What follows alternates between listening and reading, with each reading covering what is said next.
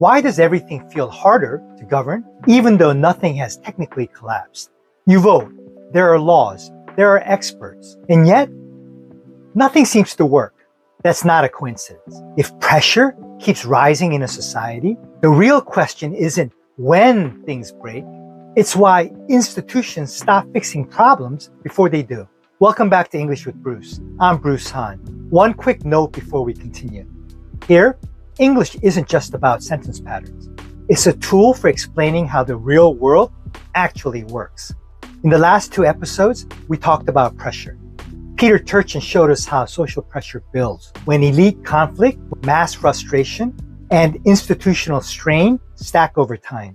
Thomas Piketty showed us why economic systems quietly concentrate wealth and opportunity, feeding that pressure year after year. Which brings us to the next unavoidable question. If pressure keeps rising, why don't institutions stop it? Why don't they correct it? Why don't they adapt? For that, we turn to Francis Fukuyama in two essential books, The Origins of Political Order and Political Decay. Fukuyama is not asking who should win elections. He's asking something deeper. Why do some societies build strong institutions, and why do others watch them slowly decay? Here's the uncomfortable insight. Institutions don't usually fail all at once. They hollow out. Rules multiply, procedures grow, but trust disappears. Every decision looks political. Every ruling feels biased. Every system seems captured. Sound familiar? Fukuyama explains that political order rests on three pillars: a capable state, the rule of law, and accountability.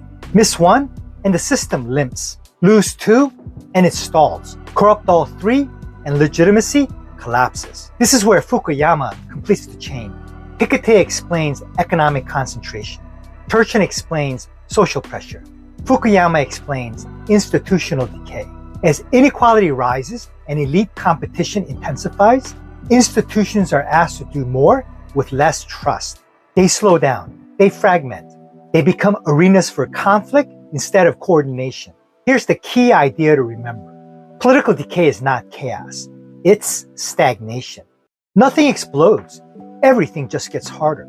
Permits take longer. Decisions freeze. People stop believing the system works for them.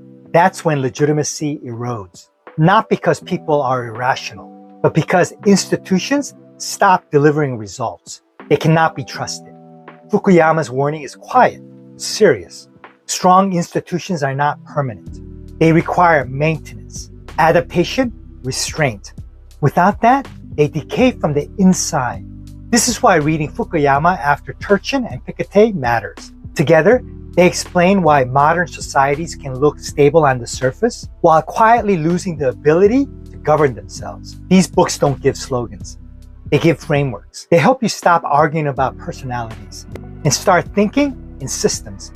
If you want to understand why trust feels fragile, why governance feels stuck, and why reform is so difficult, these are books worth reading. Slowly, carefully, with others. If this helped, subscribe to English with Bruce. I'll see you next time.